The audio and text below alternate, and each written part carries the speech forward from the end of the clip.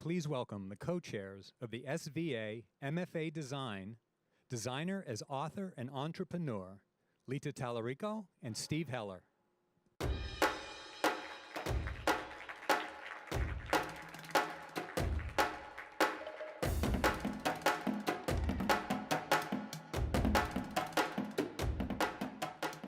Cha-cha-cha. Cha-cha-cha. Hello and welcome. Thank you for joining us here at the SVA Theater to celebrate the class of 2017 as they pitch their entrepreneurial ventures. This year, our theme is Beyond Design. This theme is not exactly new. In fact, it's the essence of what MFA Design, designer as author and entrepreneur, has been doing for more than a decade. We go beyond the conventional concept of a graphic design education program into two very distinct yet intersecting worlds: conception and business. Our goal is to transform ideas into products or ventures that have the potential to live and succeed in the marketplace as their own brands with content and integrity. Beyond design means more than just packaging or framing an idea, but it means drilling down under that idea, pouring in a foundation, and establishing a method for making it viable and valuable. Beyond design is more important than ever because the American economy demands that we make more things of value to our world. We believe that our students and designers in general not only have the skills and talents to conceive, but to produce these products and to collaborate with others in the process. To do so means having financial, legal, strategic, and marketing knowledge. In this regard, each year we add to the program's offerings. On the one hand, we stay on the design curve, and on the other, the business wave. This year, for instance, our students learned how to sprint. In other words, how to conceive more, and even more. Then make, and make more and more. Each time iterating ideas that fulfill their own interests and passions while ensuring there are audiences to sustain them. When we say beyond design, we are also stating that this program does it all. We're not bound to one or two specialized disciplines, but to a broad range of activities, whatever it takes to make a venture into a reality. As the MFA candidates pitch their concepts and explain their ideas today, you will see a diverse and unique array of imaginations. What excites us is that each one has something to offer that will benefit others, and each one expresses the student's own individuality. At this point, we won't tell you what each venture is. We want you to be surprised, and you will be surprised. But we can say that each presenter has rigorously vetted and tested what they intend to do. We can also say these are real. So if anyone in the audience is interested in the concept or knows of someone who may be, don't be shy. Approach the student, learn more, and develop a relationship.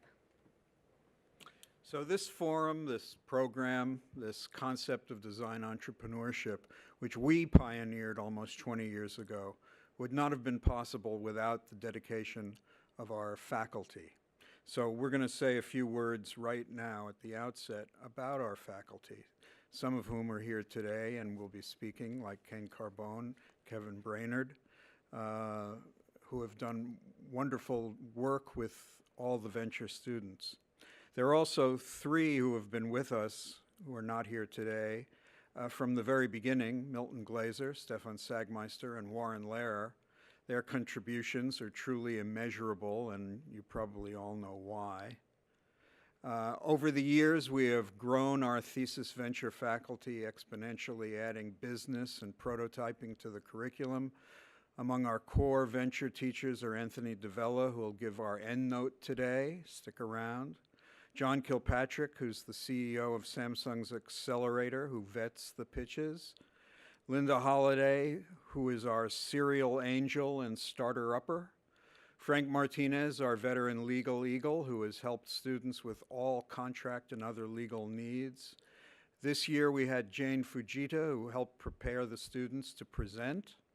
And there are a slew of guests that have come in and out throughout the year. And a thesis semester wouldn't be the same without the continual critiques of Brian Collins and Lee Mashmeyer, who pushed the ventures along the birth canal. So thank you for that. We are also proud of our faculty who wed design to business, as a matter of fact, and create their fully realized ventures with the students. Thanks so much to Will O'Connor and Deborah Bishop for their digital publication class, Fred Call for his digital media class and tireless advisement, and of course, Alan Chachanoff, who takes time from his role as chair of products of design to inspire the art of making in the first year. And speaking of making, our latest faculty member, Will Harding from Facebook, has been our sprint teacher and doing a wonderful job at that. This year, Gail Towie and our veteran faculty member, Stephen Doyle, who's here, did triple duty. Together, they taught a storytelling class in print and video for the first-year students, and also were advisors for the venture students in the second. Also, speaking of storytelling, thanks to Keith Goddard and Jeff Shear for the history classes that they teach. Thanks also to Louise Feely for her continued logo inspiration workshops. Thanks to Deborah Hussey, who has a major job as curriculum coordinator for SVA, but works for us as a writing, editing, and research teacher who dots the I's and crosses the T's, among other things.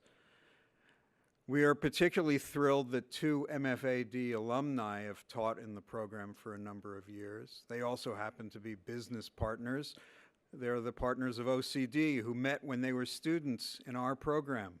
Jennifer Kynan and Bobby Martin each define and focus the students' inspirations into goals that become ventures. We hope to bring in more alumni as we go along. And if that is not enough, we want to especially thank Ada Whitney. She is responsible for producing the videos that you will see a few of today, and that comprise the launch exhibition opening in a few weeks at the Gramercy Gallery on 23rd Street. She is also curator of the exhibition, and she is responsible for the inviting space that you'll be seeing. The forum is a major collaboration between faculty, students, and staff. So a big grazie mille, which is bad pronunciation of Italian after all these years. Grazie mille to Ron Callahan, our technology director, for his expertise in quick troubleshooting and for answering every student's question that comes his way and helping me every time I run into a problem on my computer, like how to turn it on.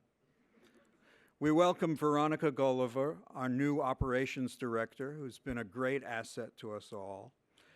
Thanks to Joe Bartusis for all of the AV today, and of course to Laura Desenfants and Madalena Lubeck for coordinating everything we're doing today, including the publication of our beautiful catalog. And speaking of the catalog, we want to thank Mohawk for the paper, HP for the printing, and to the Venture 17 graphics team for an incredible job, from all the signs, posters, to the motion, interstitials, and catalog. Lita? Okay, so just a few final words about today. The program is divided into 3 sections with breaks in between. Each section will be introduced by a faculty member. Students will make their pitch, after which they will answer questions posed by the moderator. The day will end with an afterword by Anthony DeVella, a well-deserved bow by the students, and a toast in the lobby to our entrepreneurs. So thank you for coming. Thank you for your support. And now, we'd like to introduce Ada Whitney, who will moderate session 1.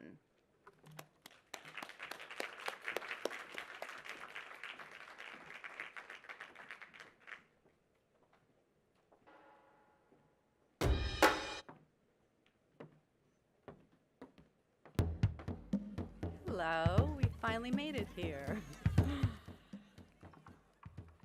As I introduce this first group of thesis candidates, I'd like to share with you some of my recent thoughts about what it's taken these students to move beyond design and become entrepreneurs. At the center of my reasoning, I kept coming back to a basic question. Why do people choose to start a business to begin with? And then, what kind of crazy person decides to do that? It's certainly simpler and easier to work for someone else and much less risky.